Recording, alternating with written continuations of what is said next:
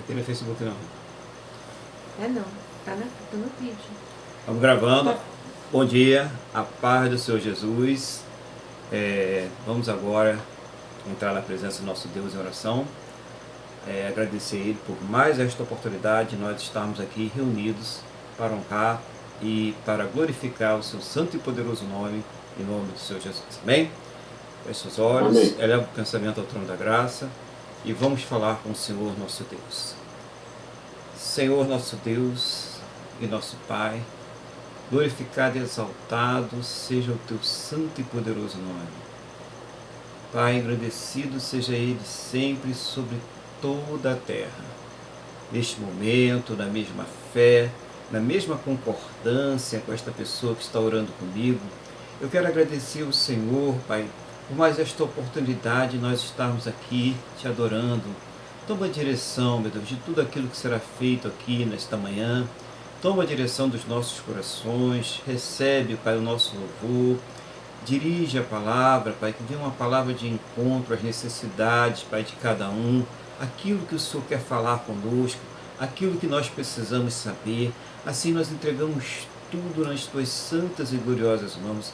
Desde já eu te peço, meu Deus, visita esse lar, visita esta pessoa neste momento, trazendo cura, saúde, restauração, renovação espiritual sobre a sua vida, suprindo, meu Deus, as suas necessidades e de toda a sua casa, de toda a sua família, em nome do Senhor Jesus, Pai. Toma nas tuas mãos agora, tu és o Deus poderoso, és o eterno, Pai, és o autor e consumador de toda a obra, Pai. Assim nós entregamos tudo nas tuas santas e gloriosas mãos, em nome do Senhor Jesus. Toma a direção, meu Deus, é o que nós te pedimos e já te agradecemos, no nome do nosso Senhor e Salvador Jesus Cristo. Amém? E graças a Ti, nosso Deus e nosso Pai. Amém? Louvado seja o nome do Senhor Jesus. Então, estamos aí reunidos mais uma vez, né? Para buscar esse Deus maravilhoso, para adorar esse Deus maravilhoso. E eu vou pedir ao irmão Luiz, né? Você tem aí uma passagem aí, uma mensagem a trazer à igreja em nome do Senhor Jesus? Sim, pastor, é rápido. Salmos 15, desculpe. No livro de Salmos 15.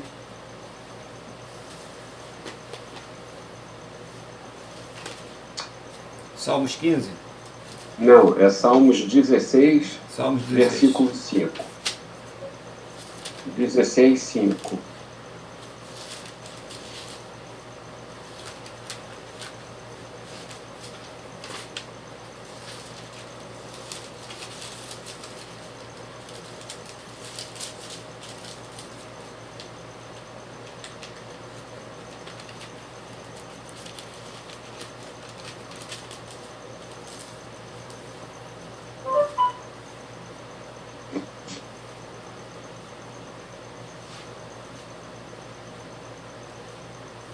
Pode, pastor? Pode?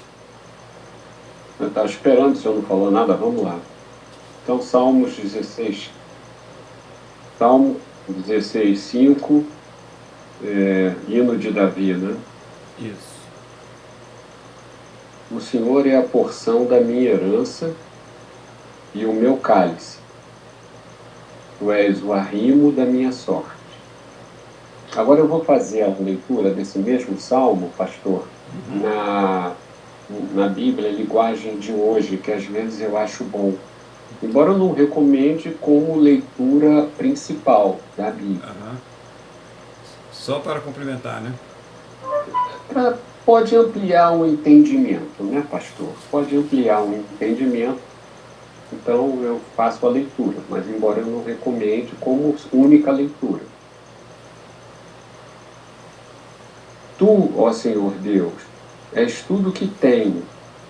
O meu futuro está nas tuas mãos. Tu diriges a minha vida. Então, é isso porque eu, quando estava lendo na Almeida, na versão Almeida, aqui fala, tu és o arrimo da minha sorte. Então, essa questão do arrimo da minha sorte, eu fiquei assim, né, na hora eu fiquei um pouco de dúvida, aí eu vim aqui para essa tradução, para o 16:5, né? E aqui eu abri um pouco mais meu entendimento quando ele diz que tu diriges a minha vida. Né? E eu preferi assim, isso que nós temos que ter e que viver, né, pastor? Segundo a direção de Deus, e principalmente, e eu acho que é a maior dificuldade que nós temos na nossa vida como cristãos, como dependentes de Cristo que somos, é a questão da confiança. Nós não temos a menor dúvida da salvação, nós não temos dúvidas do poder de Deus, nós não temos, assim, coisas que são preciosíssimas, graças a Deus nós não temos dúvidas. Mas perante dificuldade do mundo, na nossa terra, e onde nós estamos passando, nós às vezes temos dificuldades em confiar nas promessas de Deus, temos dificuldades em confiar na provisão de Deus. Então, era isso que eu queria trazer, esse alerta, essa vigilância, essa confiança em tudo que está escrito na Bíblia. É só isso, pastor. Amém. Glória a Deus, né? Essa confiança que Deus ele pode, né, nos suprir, né? E que Ele está no controle de todas as coisas. E às vezes essas adversidades, né, essas lutas que nós enfrentamos aí, esses problemas que a vida apresenta, ofusca, né, essa confiança, essa certeza que cada um de nós deve ter no nosso coração, né? Então é importantíssima essa palavra aí, para a gente meditar nisso, né, dessa dependência que nós temos que ter de Deus, né? Glória a Deus, né? Quando vai fazer um louvor, vai ministrar um louvor ao nosso Deus. Amém. Vamos louvar. Glória a Deus, o hino 296. 296, tem aí a harpa? Não? Dá tempo aí. Vê lá.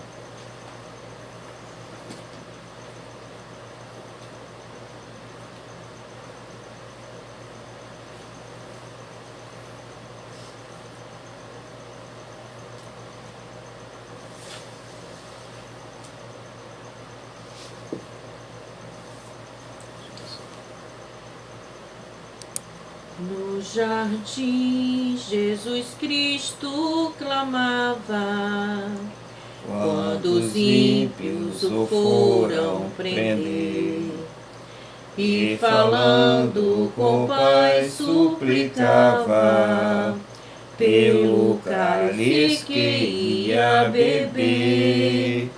Com Jesus a minha alma deseja estar, no jardim em constante oração.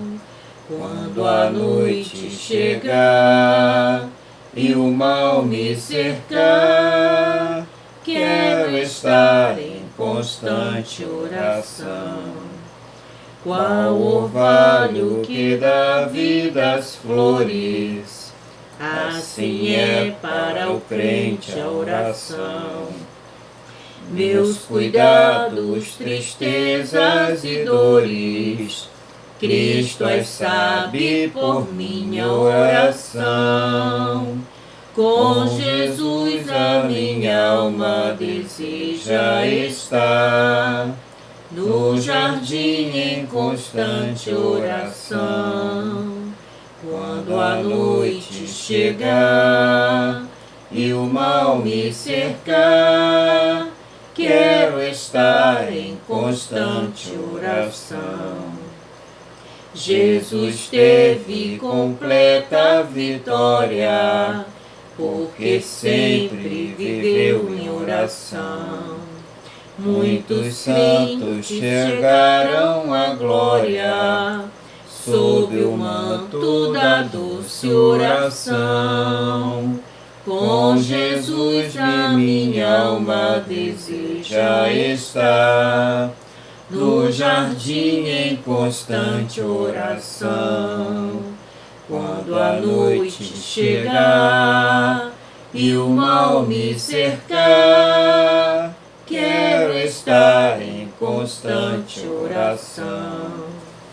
Renovados em forças seremos, nós teremos uma nova unção. E com Deus no jardim falaremos, se vivermos sempre em oração. Com Jesus a minha alma deseja estar, no jardim em constante oração. Quando a noite chegar e o mal me cercar, quero estar em constante oração. Glória a Deus. Aleluia. Vamos estar sempre nessa constante oração, né? Glória ao Senhor Jesus. E eu queria compartilhar com os irmãos aí uma passagem que está no livro de Isaías. Isaías, capítulo de número 36. Louvado seja o nome do Senhor Jesus. A Ele sempre toda a honra, toda a glória e todo o louvor. Isaías, você pode aí abrir sua Bíblia, capítulo de número 36.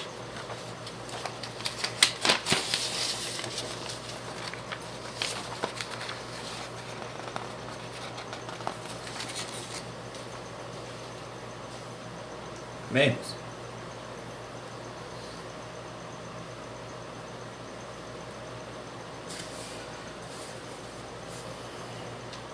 Vou fazer uma oração aqui para Deus dar entendimento. Senhor nosso Deus e nosso Pai, estamos aqui diante da Tua santa e gloriosa presença e agora estaremos aqui, meu Deus, ouvindo, Pai, aprendendo da Tua santa e gloriosa palavra. Meu Deus, abre o nosso entendimento para que nós possamos compreender a Tua palavra, nos ensina, nos faz lembrar, toma a direção de tudo, Pai, e que venha uma palavra do Teu coração, do trono da Tua graça aos nossos corações, em nome do Senhor Jesus. É o que nós te pedimos, em nome do Senhor Jesus. Amém. E graças a Ti, nosso Deus e nosso Pai. Amém? Glória a Deus, né, irmãos? Então, Isaías 36, eu vou aqui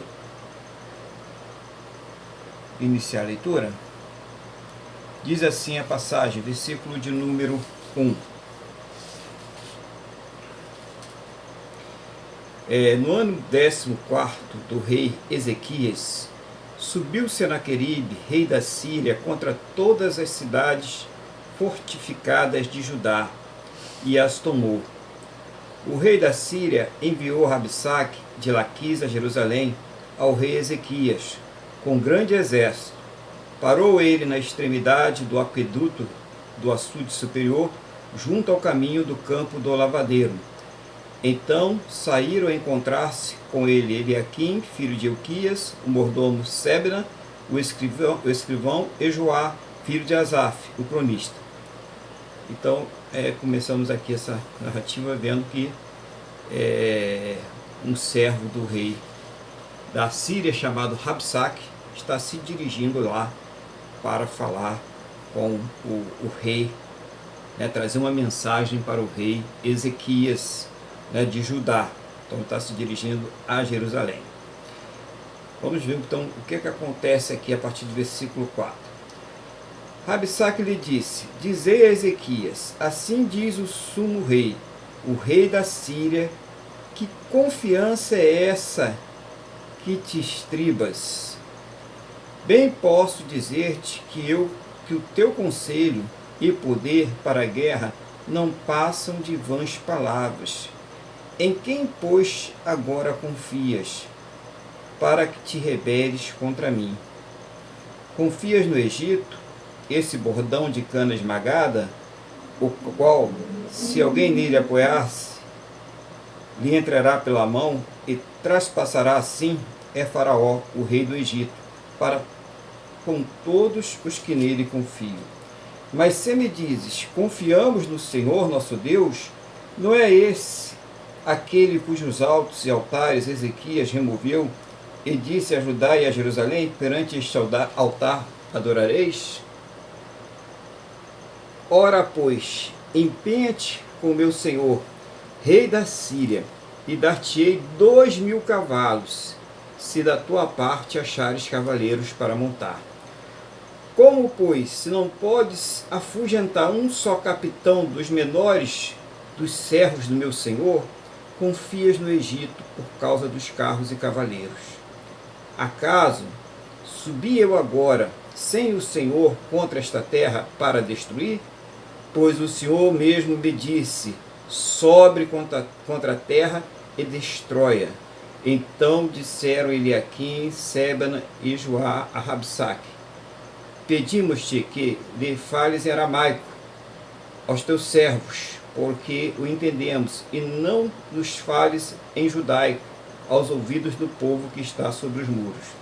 Mas Rabsaque lhes respondeu: mandou-me acaso o meu senhor para dizer-te estas palavras a ti somente e a teu senhor, e não ante aos homens que estão assentados sobre os muros, para que comam convosco o seu próprio excremento e bebam a sua própria urina? Então Rabsaque se pôs em pé e clamou em alta voz em judaico e disse: ouvi as palavras do sumo rei, do rei da Síria.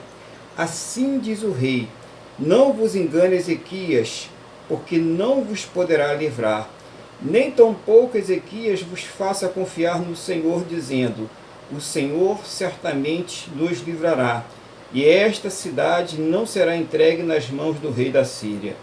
Não os deis ouvidos a Ezequias, porque assim diz o rei da Síria: fazei as pazes comigo, e vinde para mim, e comei cada um da sua própria vide, da sua própria figueira, e bebei cada um da água da sua própria cisterna, até que eu venha e vos leve para uma terra como a vossa terra, de cereal e de vinho, terra de pão e de vinhas. Não vos engane Ezequias, dizendo: o Senhor nos livrará. Acaso os deuses das nações livraram cada um a sua terra das mãos do rei da Síria? Onde estão os deuses de Ramate e de Arpade? Onde estão os deuses de Serfavaim? Acaso livraram eles a Samaria das minhas mãos? Quais são, dentre todos os deuses destes países, os que livrariam a sua terra das minhas mãos, para que o Senhor livre a Jerusalém das minhas mãos? Eles, porém, se calaram e não lhe responderam palavra, porque assim lhes havia ordenado o rei, dizendo: não lhe respondereis. Então Eliaquim, filho de Hilquias, o mordomo, e Sebna, o escrivão, e Joá, filho de Asaf, o cronista, rasgaram suas vestes, vieram ter com Ezequias e lhe referiram as palavras de Rabsaque. Por enquanto, só até aqui. Então, irmãos, é uma situação meio complicada, né? Você imagina ali, você está diante da maior potência daquela época, né? A Síria. Eles estavam com mais de 185 mil soldados ali fazendo aquele cerco, e humanamente, militarmente, né? De todas as formas possíveis, você olhando, você não viu uma saída ali para aquela situação. E além de já ser uma situação muito ruim, né? Você olhando e fazendo seus cálculos ali, falando: isso aqui está muito difícil de resolver. Ainda vem aquilo que atormenta mais a mente humana, que são as ameaças, né? Ele fez ali palavras muito fortes, muito duras. Por que vocês estão confiando no seu rei? Por que vocês estão confiando aí nas suas armas, no seu exército? Vocês estão confiando em quê para vencer? O que vocês acham que vocês são? E muitas vezes na vida a gente está se deparando com situações assim, né? Situações injustas, mas situações que parecem impossíveis de ser vencidas, de serem superadas. São situações em que vêm realmente as ameaças. Qual é a tática normalmente? Colocar o medo, impor o medo, mostrar uma situação que é impossível de se resolver, mostrar todas as suas fraquezas, quem você pensa que você é, olha para você, né? Você não tem condições de fazer isso, aonde você pensa que você vai chegar. Então são esses tipos de palavras que vão sendo faladas e que vão bombardeando o coração das pessoas, a mente, o psicológico da pessoa, a chegar a um ponto que isso venha a refletir. Imagine se uma pessoa vai ouvindo essas coisas desde a sua tenridade, desde a sua infância, chega a um ponto na vida dela que ela não tem mais condições de enfrentar os problemas ou reagir de uma forma adequada, porque ela já entra naquela situação como uma pessoa que já está derrotada, uma pessoa que já foi derrotada, né? Gente, eles minaram a confiança até em Deus, né? As outras nações, cadê os deuses daquelas nações todas que eu derrotei? Olha quantas pessoas melhores do que você já passaram por aqui. O que você acha que você vai conseguir? Olha quantas pessoas que aí são melhores que você não conseguiram. Por que você acha que você vai conseguir? Coisa triste, né, irmãos? A pessoa ela fica para baixo, ela fica, puxa vida, né? O que eu vou fazer da minha vida agora? Se fulano realmente é verdade. Você começa a ouvir isso, né? E você começa a digerir essas palavras. E isso começa a dar uma indigestão emocional. A pessoa ela começa a ter uma indigestão emocional. Ela começa a ficar incapacitada para enfrentar as lutas e os problemas da vida. E olha que eles fizeram uma coisa ali, né? O Rabsaque ele estava fazendo uma coisa bem mesmo para bombardear o povo, que ele chega, ao invés dele falar em siriaco, o que ele faz? Ele fala em judaico, para realmente deixar aquele povo arrebentado, para todo mundo ouvir e começar a espalhar os boatos, né? Então, é o que muitas vezes a gente vê até em questões nacionais, a gente vê aí, política, né? A pessoa ali falando aquele monte de coisa para convencer as pessoas, né? Hoje se fala muito em questão de fake news, mas eu estou falando das fake news verdadeiras, né? Não nas forjadas, e as pessoas elas espalham essas fake news e realmente para tentar bombardear e mudar a opinião das outras pessoas, fazer com que as pessoas acreditem em mentiras, fazer com que as pessoas acreditem que a terra está arrasada, que não tem jeito, que só tem jeito se vier um salvador da pátria, né? um fake messias para resolver os problemas do país. Isso é muito usado em política, né? Criar uma situação de terra arrasada, criar o problema, vamos criar um problema geral aí, deixar tudo arrasado e depois nós vamos apresentar uma solução. Isso é muito usado. Muitas pessoas usam isso em técnicas de manipulação, arrasar com você, colocar você lá no chão e depois dizer, olha aqui, eu tenho uma solução para você. E é só isso que pode resolver o problema da sua vida. Só isso que pode mudar a sua vida. E era o que estava acontecendo. O que ele faz? Depois dele dar aquele show de terror, aquele show de miséria, já pensou, vocês vão comer dos seus próprios excrementos e beber da sua própria urina? Coisa terrível, né? Aí ele chega e fala assim, mas se você se aliar com o meu senhor, o rei da Síria, né, vai ficar tudo bem com vocês. É verdade? Se vocês acharem que a corrupção está tudo certo, que não tem problema nenhum, que a gente pode conviver com isso, que a gente pode viver com promiscuidade, né? Que a gente pode aceitar as coisas erradas como se fossem certas, né? Deixar esse negócio de Deus de lado, vai ficar uma bênção, o país vai ser uma maravilha. Vocês estão entendendo, né? Mais ou menos isso que acontece.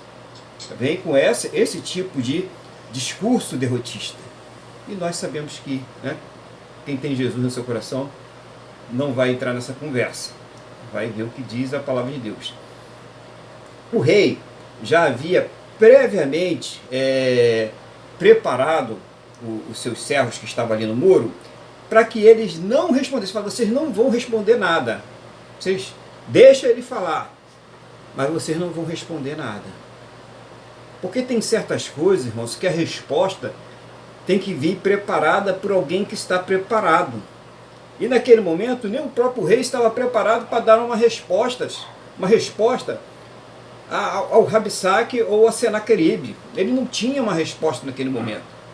Quem é que tem uma resposta? Você com um exército debilitado, pouca gente, cercado dentro da sua cidade, se bem que a cidade estava fortificada, ele tinha um aqueduto ali que levava água para que ele pudesse ficar vários tempos sem se abastecer, mas isso não era suficiente. Eu botava ali 185 homens cercando ali durante um tempo, que uma hora que eles iam ter que ceder. Então não havia uma resposta ali humanamente possível. Então não tem resposta nenhuma. Você não tem uma resposta, não entre em contenda, não briga, não discuta. Confia no Senhor, o irmão falou agora há pouco, né? Vamos depender de Deus, vamos deixar nas mãos do Senhor. Essa coisa não é para responder agora, você não precisa dar uma resposta agora. Porque você vai responder com a sua raiva, com a sua ira, né? E uma resposta que provavelmente não vai melhorar, talvez vá até piorar aquela situação. Então, confia em Deus. Peraí, eu não vou responder isso agora. Eu vou deixar para responder depois, né? Eu vou ver depois como que eu vou dar essa resposta. Nós agora, até agora, né, nós estamos vendo a parte triste, né? A parte ruim, que é uma parte que nós sofremos no nosso dia a dia, situações que nós enfrentamos, problemas que muitas vezes se apresentam bem maiores do que aquilo que nós podemos enfrentar, né? Essas situações estão no nosso dia a dia, na sua vida, na minha vida, na vida de todos nós. E em muitos casos, às vezes, a pessoa realmente ela vem sofrendo uma pressão que ela vem de teneridade, vem de infância, e isso tem interferido nas suas respostas nos dias de hoje. Então hoje nós estamos tendo a oportunidade de saber que muitas vezes isso é fruto desse bombardeio que é feito na nossa mente, irmãos. Esse bombardeio, essas técnicas de manipulação, de terra arrasada, né? Às vezes até as pessoas que fazem aí questão de vendas, né? Elas falam isso, você tem que criar o problema, né? Você apresenta o problema em cima daquilo ali e depois você apresenta, né, a solução.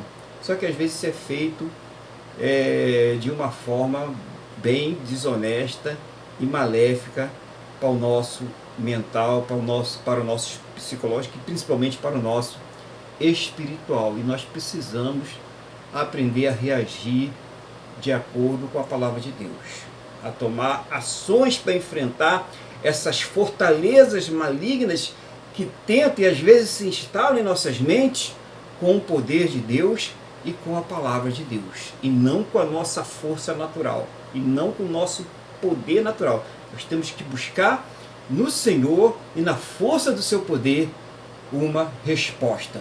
Vamos ver aqui na continuação no 37, né? Você vê aí o 37. Não vou ficar lendo tudo agora não, tá, irmão? Já leu bastante. Eu vou ler só, eu destaquei alguns versículos aqui que dão um entendimento. Vamos ver o procedimento de Ezequias. Versículo 1. Tendo o rei Ezequias ouvido isto, rasgou as suas vestes, cobriu-se de pano de saco e entrou na casa do Senhor. Então enviou a Eliaquim, o mordomo, a Sebna, o escrivão, e aos anciões dos sacerdotes, com vestes de pano de saco ao profeta Isaías, filho de Amós. Glória a Deus, né? Então, o procedimento do rei, né? Humildade, né? Você se cobrir de pano de saco, né? Rasgar as vestes, sinal de indignação e de humildade diante de Deus. E ele pega os seus servos e mandam à casa do profeta Isaías para informar, olha, ele está buscando ali, repare, olha, quantos homens a gente tem lá, será que se a gente aumentar um pouquinho o número de armas que nós podemos ir ali, arrumar alguma estratégia, vamos pensar na estratégia, vamos reunir, vamos fazer um conselho para a guerra? Negativo.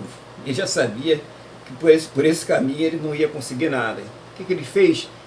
Ele se humilha diante de Deus, ele vai buscar a resposta no Isaías, que é o profeta de Deus. Naquilo ali, naquela época, era a época da lei do profeta, então ele tinha que consultar ali o profeta, pedir uma direção, pedir ao profeta que intercedesse por ele. Ele não tinha o Espírito Santo como nós temos agora, nós podemos ir diretamente, então ele tinha que fazer isso. Está vendo a diferença, irmãos? Ele tinha que fazer isso, você não, você pode hoje mesmo, coloca o teu joelho aí na sua casa, aí onde é que você estiver, e já intercede logo, já fala logo com Deus. Mas ali ele agiu certo, naquela época ele tinha que agir daquela forma. E ele vai pedir ali, fala com o profeta, fala para ele falar com Deus lá, que Porque eu não estou entendendo, né? Você, de repente está aqui quase 200 mil homens na minha porta aqui cercando tudo, dizendo que a gente vai ter que comer o nosso excremento, beber a nossa urina, fazendo um monte de ameaças, dizendo que ele não é Deus coisa nenhuma, que ele derrotou os outros deuses tudinho. Mas que negócio é esse? Vai falar lá com o profeta, corre, homem, fala com ele lá que o negócio está apertado aqui pra gente. Mas às vezes a coisa está apertada e a gente tem que botar o joelho no chão e falar com Deus. Ezequias, ele toma uma atitude, o rei. Quanta gente é orgulhosa, né, irmãos? Quanta gente aí que, se falar de Deus, ela sai até de perto de você. Principalmente as pessoas que estão em cargos elevados aí, né? Claro que tem muito crente, graças a Deus, e glória a Deus por isso, né? Mas tem muita gente que está no cargo elevado que é arrogante, que ela acha que o poder é dela, que tudo veio por ela. Ela simplesmente desconhece que tudo que ela tem, e nós precisamos reconhecer isso, tudo que nós temos vem de Deus. A gente nem existia, a gente nem acordava, hoje a gente não estava nem aqui. Então a gente precisa reconhecer isso, essa grandeza que Deus é em nossas vidas. E esse rei, com todo o poder, ele era uma autoridade ali, Judá, com todo o poder que ele tinha, ele se curva diante de Deus, ele busca uma resposta em Deus. Então, não tenha nenhuma hesitação. Na hora dessa situação, busque a sua resposta em Deus. Busque a sua resposta no Senhor. Tá? E o que vai acontecer, irmãos? Vai ser apresentado mais uma carta do rei da Síria. Eu vou ler também mais só um trecho dessa carta. Tá? A gente vai pular agora, a gente deu em 1:2, e você vai pular para o versículo 10. Aí diz assim, assim, versículo 10, tá? 37:10. Assim falareis a Ezequias, rei de Judá, não te engane o teu Deus em quem confias, dizendo, Jerusalém não será entregue nas mãos do rei da Síria. Já tens ouvido o que fizeram os reis da Síria a todas as terras, como as destruíram totalmente, e crês tu que te livrarias? Porventura, os deuses das nações livraram os povos que meus pais destruíram, Gozã, Harã, Rezefe e os filhos de Edém que estavam em Telassar?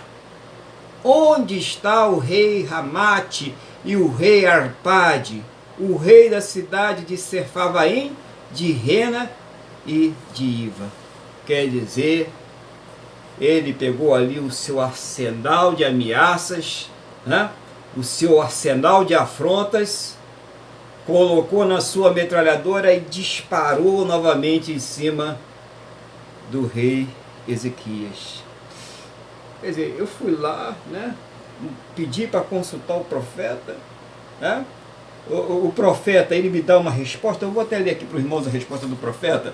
No versículo 6 diz assim, Isaías lhe disse, dizei isto a vosso Senhor, assim diz o Senhor, não temas por causa das palavras que ouviste, com as quais os servos do rei da Síria blasfemaram contra mim.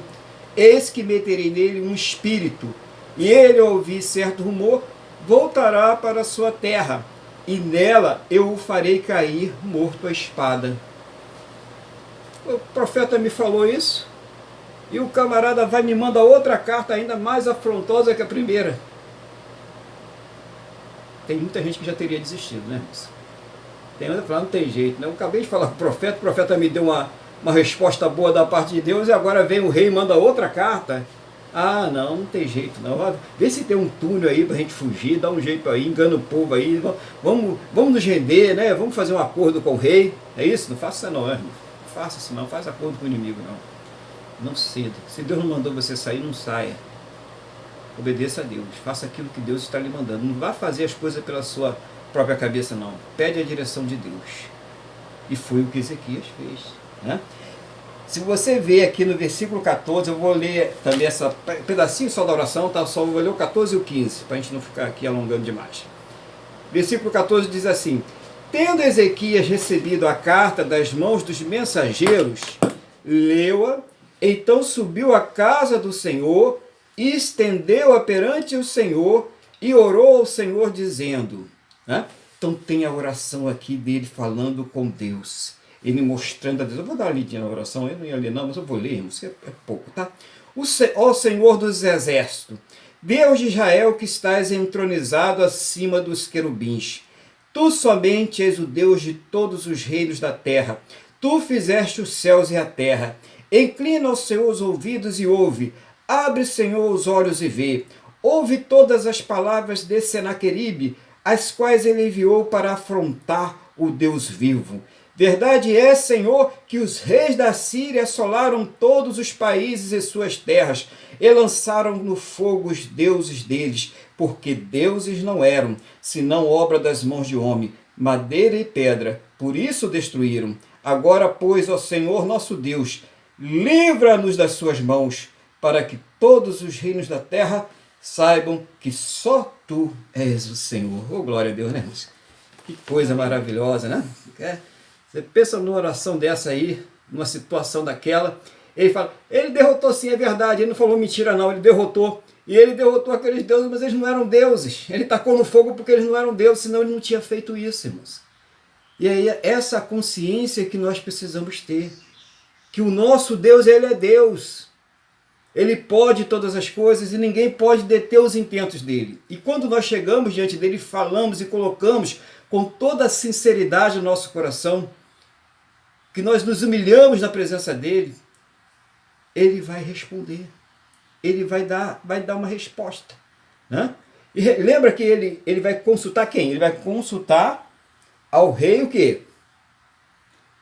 Ao rei não, o profeta Isaías. É isso? Na primeira vez que ele vai consultar Isaías. Agora vai acontecer uma coisa interessante. Ele não vai mais falar com o Isaías. Né? Você vai ver que essa oração dele ele vai se estender, mas ele não consulta mais Isaías. O que vai acontecer? Vai ter uma resposta do próprio profeta diretamente para ele. O próprio profeta Isaías fala com ele, aqui no versículo de número 33, diz assim,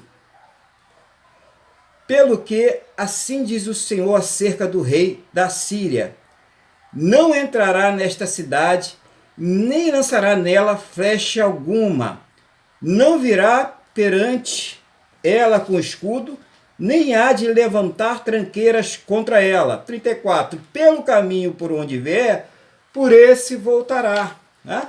Pelo mesmo caminho que ele vier, por esse voltará. Mas nesta cidade não entrará, diz o Senhor, porque eu defenderei esta cidade para livrar por amor de mim e por amor do meu servo Davi. Que Deus maravilhoso. Né? Dessa vez o rei não mandou consultar Isaías não. Isaías foi até o rei e foi falar isso. Olha, Deus ouviu a sua oração. Tá? E ele falou muito mais, tá, irmãos? Aqui depois você leu o texto todo, aqui o texto é uma página toda. Ele foi lá e orou, e imediatamente Deus dá uma resposta para Isaías, fala, vai avisar lá para ele, tá? E já está resolvido aqui, ele não precisa se preocupar não, já está tudo resolvido. Ele não vai lançar uma flecha contra essa cidade, e pelo mesmo caminho que ele veio, ele voltará. Sabe, é aquele mover de Deus, é aquele agir de Deus em nossas vidas, que você está vendo a situação ruim, você chega num ponto de fé, um nível de fé, que você está vendo que está tudo ruim, que humanamente, né, pela lógica, não tem uma solução para aquele problema, não existe uma solução lógica, você fala, não tem, né?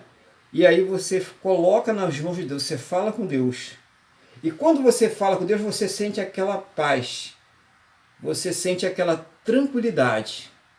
E você fala, eu não sei o que ele vai fazer, mas eu sei que ele vai fazer. E você fica no seu piloto automático espiritual. Né? Deus ele vai te dirigir naquela situação de maneira que as coisas vão acontecendo e elas vão se encaixando. E quando você olha e fala, meu Deus, está tudo resolvido. Glória a Deus por isso. É assim, né, irmãos? Estou dizendo aqui de uma maneira simples, né, que nós possamos entender. É assim que as coisas se procedem. Você às vezes nem consegue, mas como que foi acontecer? Como que veio aquilo? Como que rodou? Como que abriu? Deus. Não tem que dar glória a Deus, irmãos. Não tem nada que falar, não, eu vou procurar uma explicação lógica. Não tire a glória de quem merece a glória. A glória é de Deus. Dê glória a Deus e pronto, acabou. Glória ao Senhor Jesus. É Ele que fez, é Ele que está à frente. Então é isso que nós precisamos cada vez mais buscar nas nossas vidas, né? Essa presença maravilhosa de Deus, né? Acreditar que Ele está dirigindo todas as coisas. Então imagine, né? Recebeu a carta de afronta, ele foi, orou, né? Primeiro ele manda falar com Isaías, vai orar, tem uma resposta do profeta, depois o rei vai e faz outra carta de afronta, né? Acabando com Isaías, dizendo que Isaías não valia, com Ezequias, que o reino dele não valia nada, que se ele desse lá 2.000 cavalos, ele não teria cavaleiros para montar naqueles cavalos, que o exército dele era muito fraquinho e tal. Tudo isso foi mostrado para Ezequias e para o povo, né, irmãos? Todo o povo, imagina, o rei, além de enfrentar, você imagina a pressão que o rei estava enfrentando, além dele enfrentar a própria pressão psicológica dele, de estar cercado por mais de 185 mil homens, sem condições de reação, né? O povo ali falando, mas rei, se entrega logo, porque a gente não pode lutar contra esse exército, a gente vai morrer tudinho, eles vão acabar com a gente, vão judiar da gente, eles tinham fama de esfolar as pessoas vivas, arrancar a pele das pessoas vivas. Imagina só o terror que estava ali naquele momento, naquele local, o que as pessoas estavam imaginando. Os assírios, eles muito maus, né? E isso para espalhar a fama e o terror sobre os povos. Então quando eles pegavam ali os povos, eles maltratavam, matavam as pessoas pouquinho, né? Com requintes de crueldade, e o povo estava ali cercado e sem qualquer chance de sair daquela situação. E o rei estava recebendo essa pressão do povo também. O povo sabia que a situação estava difícil. E ele tinha que lidar com a ameaça de Ezequias, do Senaqueribe. Ezequias tinha que lidar com a ameaça de Senaqueribe. E tinha que lidar com a pressão do povo, a pressão dos nobres, a pressão dos seus generais. Todo mundo ali pressionando o rei. Só um homem, né? Seus servos mais próximos, Isaías, não estavam pressionando. Estavam vendo que ali havia um mover de Deus naquela situação, para transformar aquela situação. Isaías traz a resposta. Vamos ver o que aconteceu? Vamos finalizar então. Versículo 36. Então saiu um anjo do Senhor e feriu no arraial dos assírios a 185 mil. E quando se levantaram os restantes pela manhã, eis que todos estes eram cadáveres. Retirou-se, pois, Senaqueribe, rei da Síria, e se foi. Voltou e ficou em Nínive. Sucedeu o quê? Estando ele a adorar na casa de Nisroque, seu deus, Adrameleque e Sarazé, seus filhos, o feriram a espada e fugiram para a terra de Ararate. E Esarhadão, seu filho, reinou em seu lugar. Vocês entenderam a grandiosidade da coisa que aconteceu no final? Deu-se a noite ali, o exército de Senaqueribe foi descansar. E a Bíblia aqui só fala aquilo que interessa para nós. Um anjo foi, Deus mandou um anjo, o anjo saiu lá. Quem é que vai lá? Eu me apresento, foi lá. Pode acabar lá com o exército do Senaqueribe. Ele disse que eu não sou Deus? Ele disse que vai fazer tudo aquilo que meu servo? Pode ir lá destruir o exército dele todinho. Eu vou mostrar para ele quem é Deus. E o anjo foi lá, irmãos. E diz a palavra do Senhor que 185 mil soldados morreram numa noite. Você já pensou? Você vai dormir, né? Está com 185.200 ou 50 soldados. Né? Uns ficaram para voltar com o rei, claro.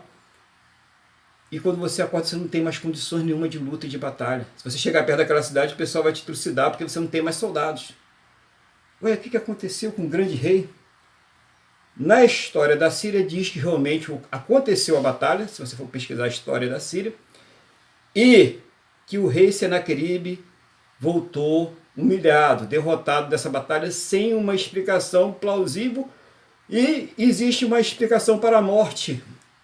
Sabe o que aconteceu com os 185 mil soldados? Sabe o que matou 185 mil soldados na história? Estou falando da história, não está aqui, a Bíblia só falou que interessa. Uma praga de ratos. Uma praga de ratos. Já pensou? Aquele rei que ameaçou tanta gente, que disse que ia entrar, que iam comer do seu excremento, beber das suas fezes, falou aquele monte de coisa, disse que Deus não era nada, que Deus que tinha mandado ele fazer. Cuidado com esse negócio de dizer que Deus mandou você fazer quando ele não mandou. O que aconteceu? Ele foi derrotado por ratos. Foi humilhado por ratos. A nossa confiança, ela deve estar sempre em Deus, irmãos. Seja qual for a situação, às vezes a gente está numa situação muito difícil, que realmente humanamente, não sei como a situação ficou desse jeito, parece que não tem saída para mim. Vá para o canto e fala com Deus. Coloca diante de Deus que Ele pode transformar aquela situação que está ruim para a gente naquele momento, que a gente não entende por que está vivendo aquela situação, numa situação muito melhor, sabe, do que você estava antes. Você pode estar numa situação muito melhor do que aquela que você estava antes. Porque a confiança foi colocada em Deus. A questão é a gente não deixar que esse desespero, que essa manipulação do terror, né, do medo, ela domine o nosso coração. E essa é a questão. Eu não posso deixar que essa manipulação do terror, né, a gente vê os dias de hoje que a gente vive um problema sério com a questão da pandemia, e tem muita gente que elas vivem aterrorizadas. E se essas pessoas caírem no hospital, elas têm uma grande possibilidade de piorarem e até vierem a morrer, não pelas causas só da doença, mas pelo próprio estado emocional e psicológico que elas se colocam. A gente não pode deixar assim. Tem que confiar em Deus. Eu vou orar ao Senhor. Ele pode me dar o livramento. Ele pode restaurar. Ele me dar a direção, me dar a sabedoria. Então, até na nossa vida profissional, né? Vocês trabalham, né? Como eu trabalho também, a gente tem a nossa vida profissional, e às vezes a gente está meio enrolado lá com alguma coisa, não é isso, irmãos? Custa nada, irmão. A gente é de Deus, a gente conhece a Deus. Vai para o cantinho e pede a Deus a direção. Pede a Deus a sabedoria. Deus me mostra como eu faço, como eu reajo nessa situação, o que precisa fazer, qual é a técnica necessária. Que Deus ele nos mostra, irmãos. Ele dá aquela claridade, vem aquele pensamento e fala, como é que eu não tinha pensado nesse negócio antes? Né? Como o irmão Luiz tinha colocado agora há pouco aí, é aquela dependência de Deus, crer na suficiência de Deus, que Deus ele pode nos dar essa resposta. É crer nisso aí. Então, glória a esse Deus maravilhoso. Queria compartilhar essa passagem com o irmão, que acho que é uma das passagens mais lindas da Bíblia, de questão de fé, de confiança em Deus, de viver uma situação terrível e se sair daquela situação. Depois você lê o capítulo 36 e 37 de Isaías, é muito bonita essa história. Eu não li todos os versículos, senão a gente ia passar aqui só uma hora lendo, né? Mas é muito bonita a manifestação do poder de Deus e a situação. A gente se colocar na situação de Ezequias e ver a situação que aquele homem viveu e como ele manteve a sua fé. Quantas pessoas já não teriam cedido? Né? Já na primeira palavra do Rabsaque lá, que falava, vem pra gente que você vai comer do bom e do melhor, não vai ter problema nenhum, né? É só você se entregar e está tudo certo, né? E ele ficou firme ali e ele seguiu as determinações da palavra de Deus. Tinha ali o Isaías trazendo para ele as orientações de Deus e ele seguiu aquelas orientações. Hoje, o que traz para nós as orientações de Deus é, né? Não sei se dá para ver aí, mas é essa palavra aqui. Isso aqui é que traz para mim e para você as orientações de Deus. Então, quero saber o que Deus quer falar comigo? Abre a Bíblia, ora, fala com Deus, me mostra aqui, Senhor, aquilo que o Senhor tem para a minha vida, aquilo que o Senhor quer. Quanto mais a gente se alimentar dessa palavra, mais nós vamos estar orientados. Quanto mais nós falarmos com Deus, mais nós teremos respostas. Eu quero resposta de Deus na minha vida, eu preciso falar com Ele, eu preciso me abrir com Ele. E aquilo que Ele mandar eu fazer, nós fazermos, nós precisamos fazer. Entendeu, irmãos? Ele vai sempre mandar através da palavra, tá? Então, se você falar, alguém mandou você fazer alguma coisa, você olha, mas isso aqui não está, então não foi Deus. Foi qualquer outra pessoa, né? É um humano ou não humano, mas não foi Deus. Se alguém te mandou fazer alguma coisa que não está aqui, pode desprezar que não é de Deus, tá? Está aqui, glória a Deus, então eu vou fazer porque está conforme a palavra do Senhor. Glória ao Senhor Jesus. Irmão Luiz, quer acrescentar alguma coisa?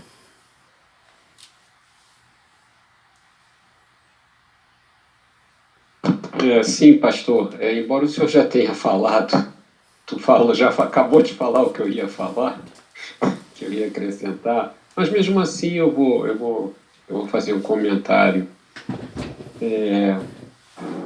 que o Espírito Santo está colocando no meu coração quando ele fala no versículo 8, que nós vemos a tática, né, da tentação do inimigo contra as nossas vidas.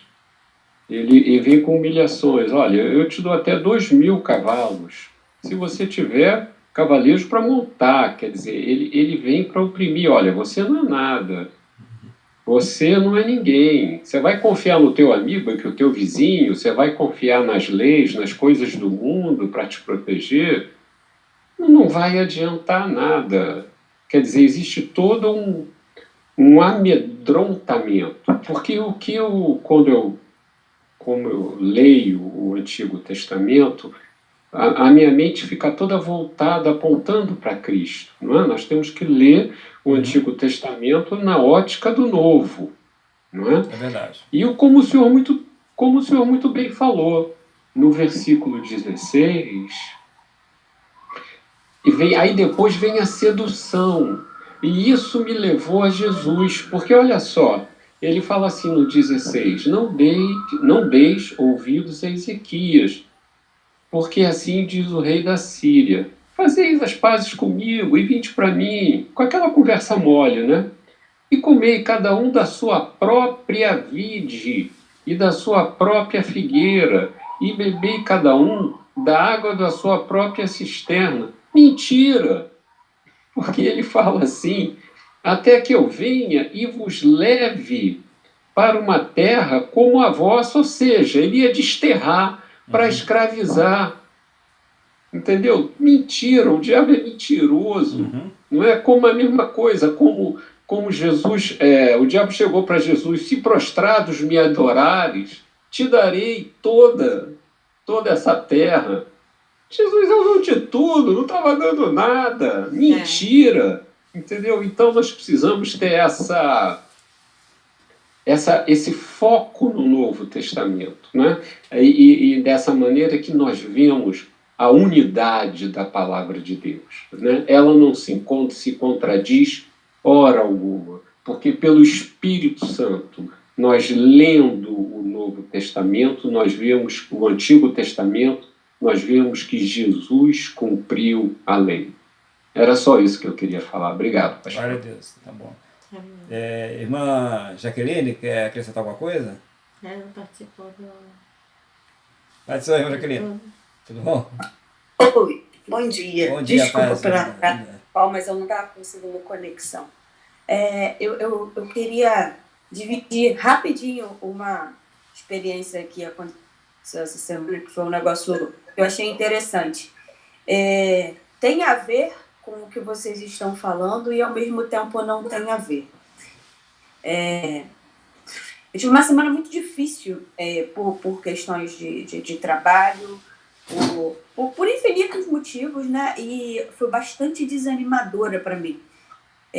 Me senti deprimida, ao ponto de precisar ir ao médico, tomar remédio, essas coisas, quer dizer, ser receitado antidepressivo e etc. E acho que foi de quarta para quinta, ou de quinta para sexta, eu fui dormir perguntando: pô, será que eu sou tão ruim assim para passar tanta coisa ruim? E logo pela manhã a resposta veio, né? Meu telefone tocou, um número aleatório, atendi, porque afinal de contas eu estou tentando uma nova posição no trabalho, então estou mandando meu currículo para várias pessoas no trabalho, né? Então podia ser qualquer uma pessoa a tá me ligando. E era uma desconhecida. uma senhora de 82 anos, e que falou para mim assim: estou ligando para números, vou resumir, né? Para números aleatórios, e queria falar com você. Eu falei: tudo bem, diga. Ela: posso ler para você o Salmo 37, versículo 10, 11? Eu falei: pode. E lá estava escrito, né, que o período dos ímpios vai passar e que é só uma fase e eu preciso ter paciência. Então, assim, o resumo, associando um pouco que eu ouvi, né, de vocês falando, é não desacreditar, né? Uhum. Não desacreditar. Então, aqui a irmã não viu, né? O irmão Luiz, ele tinha passado aí a primeira passagem dele, né? Foi Provérbios, não é isso? 16:5. Não, foi Salmo. Salmo 16:5, né? Salmo 16:5, ele fala um pouquinho sobre isso também, né? Tem aí o Salmo. Dá uma só olhadinha rapidinho para... Só para ler a passagem.